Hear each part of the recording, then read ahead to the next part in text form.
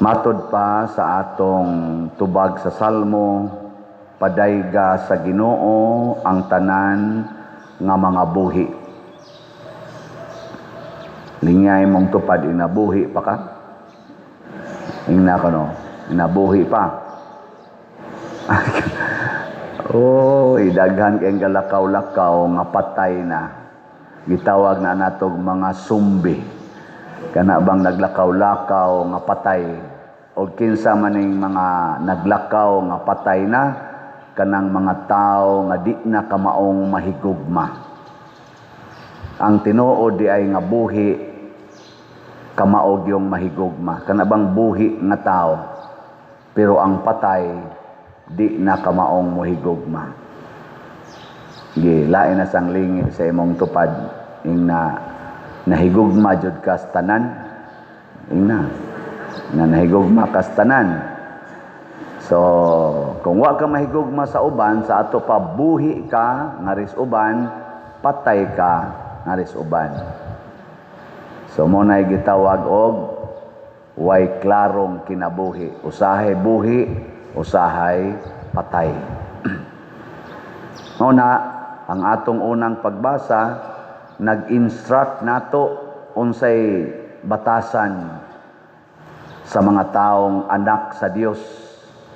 Kay ang Dios buhi man, ang iya sang mga anak kanunay buhi. Pero anak ganita si Yawa, kay ang Yawa kamatayon man, mga matay sadtang. Isang kamot kinsa dinhi ang moingon, "Father, ako anak ko sa Ginoo." Tasa kamot. Ang di mo isa anak si Yawa. Sige. Sige, kamo ha. Kay bawo gyud mo ka at least kamong nanimba o kamo tingaling naas online, kahibaw gyud mo nga anak tas Ginoo. Ug wa gyud usa nato nga moingon, gusto kong mahimong anak sa demonyo. At least kitang ni adinhi. Pangutanon kuno nato ang atong mga leader sa nasod. Labi na ang naa sa Senado o sa Kongreso. Ato silang pangutanon, mga anak mo sa Ginoo o anak mo sa demonyo. O kita'y patanahon sa ilang mga batasan karon, unsa may tan-aw nato kaning naa sa Kongreso o sa Senado, kana lang usa silang duha ka departamento. Unsa may tan-aw ninyo nila, anak sa Ginoo, anak sa demonyo. Kusga. Kamoy gasulti ana. Wa jud ko magsulti ana, igo ako nangutana.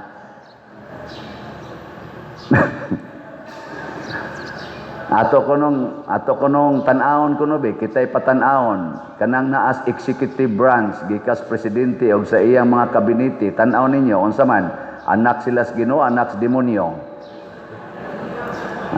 Nangahadlok na musulti.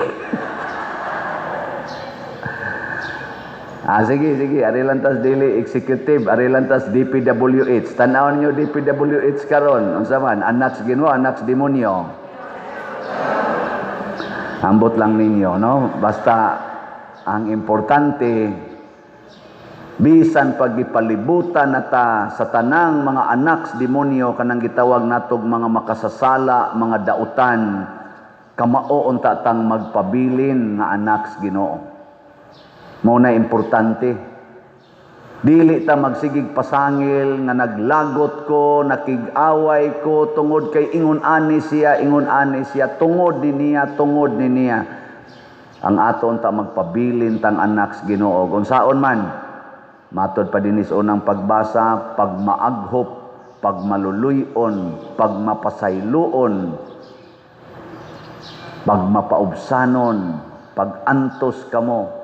Diri sa atong ebanghelyo, porting klaruhas gisulti ni Kristo, higugmaa ang inyong kaaway. Kung tamparuson ang inyong pikas aping, ipatamparos lang pikas. Kung ilang ilugon ang inyong butang, ayaw na kinigbawia. Kung manghulam sila ninyo, pahuwama dayon, ug ayaw na pangayog bayad. Iampo ang nagdaog-daog ninyo. Panalangini ang nanghimaraot ninyo. Pagkanindutas gisultis Ginoo, kay kun ang inyong tagaag maayo kadto ra sang muhatag ninyog maayo, wa na moy ganti nga mapaabot sa inyong amahan nga tuas langit. Kung ang inyong tagdon kadto ra sang mga higala ninyo, wa na mo'y mapaabot nga ganti dito sa langit. Kung ang inyong pahulamon kadto ra sang makabayad ninyo, wa na mo'y mapaabot nga ganti dito sa langit. Pagkatinaw sa gisultis Ginoo, no? Hinunua higugma ang inyong kaaway og sa inyong pagbuhat niini, matud pa niya diri, kung buhaton ninyo kini, mahimo kamong ang makadawat kamog dakong ganti gikan sa inyong amahan sa langit ug mahimo kamong iyang mga anak. Da nindo takaklaro anak. Gilingay mong tupad. Ang di mulingi anak sa demonyo. Gilingi ingna musugot na kog imong tamparuson. Ingna. Sige ba? Ingna.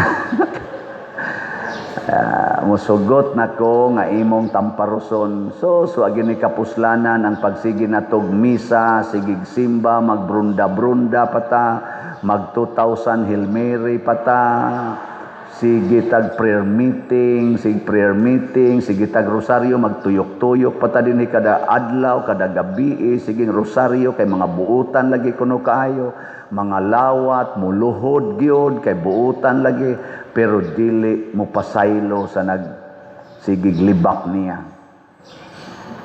Kusog kay mudumot sa iyang silingan, way kapuslanan. Magsigig misa kay lagi pari kuno, siging away anang kolekta, siging lalis anang kwarta, way kapuslanan.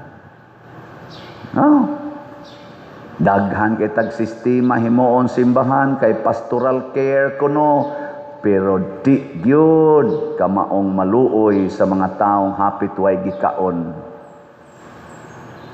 Nganlan pagkawatan, nganlan pag mga illegal settlers, nganlan pag mga squatters nga mga way kapuslanan, mga sagbot sa katilingban. Ana. Saban, nangaigo na ta? Sige. Di ta magpakauwaw isip mga anak sa Ginoo. Senado ay na social media na nag-away na tungod anang ilang mga personal interest, gibuguan kay sila natong mga Filipinos og nagpabugo-bugo sadtang mga Filipinos. Ang atong mga lawyers, ang atong mga doctor sa education, ang atong mga dagko kay mga ranggo din sa Pilipinas, dagko kay mga achievements, gibuguan na lang yun ang atong mga naa sa legislative branches. Anang ilang gipangbuhat, di na lang kita kasabot. Naon sa resulta? Sige silang away, gaunay silang away. Kay matud pa ni Kristo, basta wa gani Ginoo diha magunay ginag-away. Nya kun magunay na ganig-away, mga lusno gyud ta. Mga lusno gyud. Kung ang usa ka nasod mag-unay away ang mga gitawag natong mga membro sa nasod, malusno gyud ang nasura. Kung ang usa ka pamilya mag-unay away, malusno gyud ang pamilyaha. At tanawarong atong nasod, kadako na natog utang, hapit na mo 18 trillion, sud lang sa 2022 hangtod 2025 mo 17 trillion na kapin ang atong utang. Gikan sa 12 trillion, pag 2022 mating ito, mga 12 trillion, karon 17 na. Wa pa kaabot og tulok upat ka tuig ang paglingkod sa atong bag-orong administrasyon, nakautang nag mga 5 trillion. Unya punan pa nig tulok ka tuig, di lain na sa muapot ginig 20 trillion unsaon na to pagbayad ana. Unya siging baha kada uwan baha. Unya ang mga gustong mo imbestigar sa baha, sige na lang kapoy na, sige balik-balik ana. Mao na ingon ana ta og mga leaders, masimbahan man o manasod, basta di na ta mahimong anak sa Ginoo nga magpuyo sa kamatuoran, magpuyo sa gugma para sa mga nanginahanglan, mga lusno gyud ta. Pero bahala na og mga lusno tag mga matay tang tanan, basta kitang nanimba dinhi anak lang itas Ginoo. Og dinhis Compostela kamong nagsunod nako diha sa social media, tubaga ko ninyo, magpakaanak mo sa Ginoo o anak sa demonyo? Kusga. Unya, mo palit mo slat o dili? Kusga. Bantay na mga baba ninyo. Palit yung slat. Kada simana, usa ka slat lang. Kamong tanan nga nanimba dinhi og naminaw, bata ngadto tiguang makapalita 100 pesos ra ni atong slat. Pero kung ato nang paliton, mahimo tang anak sa Ginoo, di ta mga lusno ang atong mga atop diha sa atong kumbinto nga tayaon na kay din anak muto. Musinaw na na.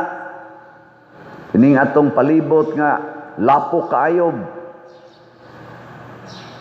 Malunangan na ni. Munindot na na.